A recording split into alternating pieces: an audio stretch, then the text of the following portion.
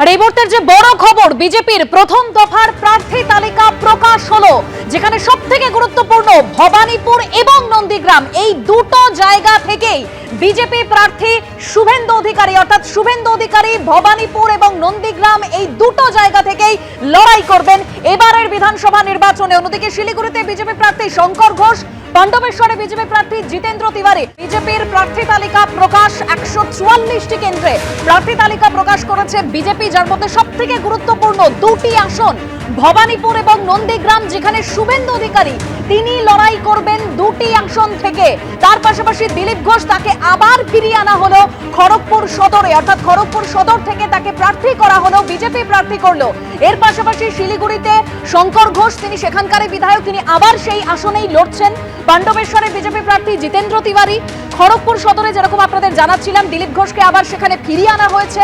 মুর্শিদাবাদে বিজেপি প্রার্থী গৌরী শঙ্কর ঘোষ, হরিণঘাটার বিজেপি প্রার্থী অসীম সরকার, কোচবিহার উত্তরের বিজেপি প্রার্থী সুকুমার রায়, বড়নগরে বিজেপি প্রার্থী সজল ঘোষ, আসানসোল দক্ষিণে বিজেপি প্রার্থী অগ্নিমিত্রা পাল, তার পাশাপাশি শিবপুরে রুদ্রনীল ঘোষ, তিনি এবার লড়াই করবেন। ময়নার বিজেপি প্রার্থী অশোক দিন্দা, দুর্গাপুর পশ্চিমের বিজেপি প্রার্থী লক্ষণ ঘরুই, জগন্নাথ চট্টোপাধ্যায়, তার নাম ঘোষণা করা হয়েছে সিউড়ি থেকে।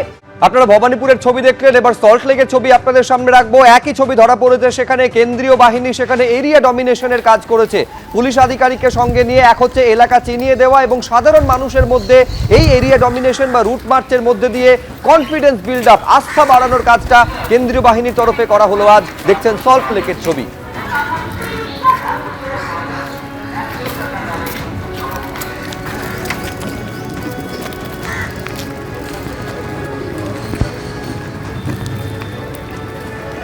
গতকাল অর্থাৎ 15 তারিখ নির্ঘণ্ট ঘোষণা করলো জাতীয় নির্বাচন কমিশন, কিন্তু চলতি মাসের 1 তারিখেই আপনারা জানেন প্রথম দফায় 240 কোম্পানি বাহিনী এসে গিয়েছে।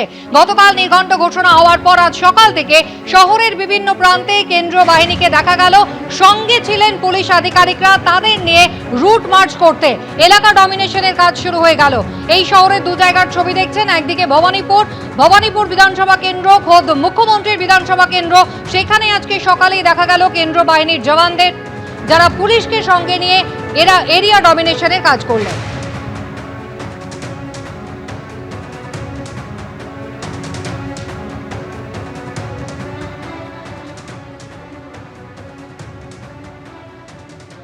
ইতিমধ্যে কলকাতা সহ রাজ্যে পৌঁছে গেছে কেন্দ্রীয় বাহিনী এবং আমরা ভবানীপুর কেন্দ্রে রয়েছি, সেখানে যে জায়গায় নির্বাচন কেন্দ্র রয়েছে সেই সমস্ত জায়গায় একেবারে নির্বাচন কেন্দ্র যে জায়গায়, সেখানে ভবানীপুর থানা পুলিশ কেন্দ্রীয় বাহিনীকে নিয়ে রাস্তায় বেরিয়েছেন এবং তাদেরকে একেবারে দেখিয়ে দিচ্ছেন যে কোন কোন জায়গায় নির্বাচনী কেন্দ্র রয়েছে, কোন কোন জায়গায় কী রয়েছে সেই বিস্তারিতভাবে।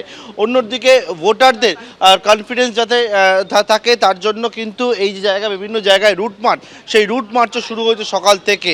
এবং আরও কয়েকদিন পর একেবারে যেমন এই যে আরেকটা যে জায়গায় আমরা রয়েছি, যেটা হচ্ছে যে আরেকটা নির্বাচনী কেন্দ্র রয়েছে ভবানীপুরের, এবং সেই খালসা ইংলিশ হাই স্কুল এবং সেই খালসা ইংলিশ হাই স্কুলের সামনেও একেবারে কেন্দ্রীয় বাহিনী থাকছে এবং তাদেরকে সেখানে কিন্তু ভবানীপুর থানা পুলিশ বুঝিয়ে দিচ্ছে যে এই জায়গাগুলো যে ভোট গ্রহণ কেন্দ্র রয়েছে সেই সমস্ত জায়গায় চিনিয়ে দেওয়া, এলাকা চিনিয়ে দেওয়া এবং রুট মার্চ করা, সেই সবটা দেখতে পাচ্ছি একেবারে সকালবেলা থেকে ভবানীপুরে। আমরা ভবানীপুরে এই যে জায়গায় রয়েছি, এটা হচ্ছে যদুবাবু বাজার থেকে শুরু করে একেবারে কেন্দ্রীয় বাহিনীকে নিয়ে রুট মার্চ শুরু হয়ে গেছে সকাল থেকেই। বিভিন্ন জায়গাগুলো রয়েছে সেই সমস্ত জায়গায় কেন্দ্রীয় বাহিনীকে নিয়ে ভবানীপুর থানার পুলিশ বেরিয়েছে এবং রুট মার্চ করছে। ক্যামেরায় শান্তনু দত্তের সঙ্গে পার্থপ্রতিম ঘোষ, এবিপি আনন্দ, কলকাতা। শনিবার ছিল প্রধানমন্ত্রীর ব্রিগেড সমাবেশ, আর তার মাত্র কিছুক্ষণ আগে একেবারে ধুন্ধুমার বেঁধে গিয়েছিল গিরিশ পার্কে। মারামারি, হাতাহাতি, রণক্ষেত্র হয়ে ওঠে গিরিশ পার্ক। রাজ্যের মন্ত্রী শশী পাঁজা, তার বাড়িতে হামলা চালানো হয় এমনটাই অভিযোগ তিনি করেন।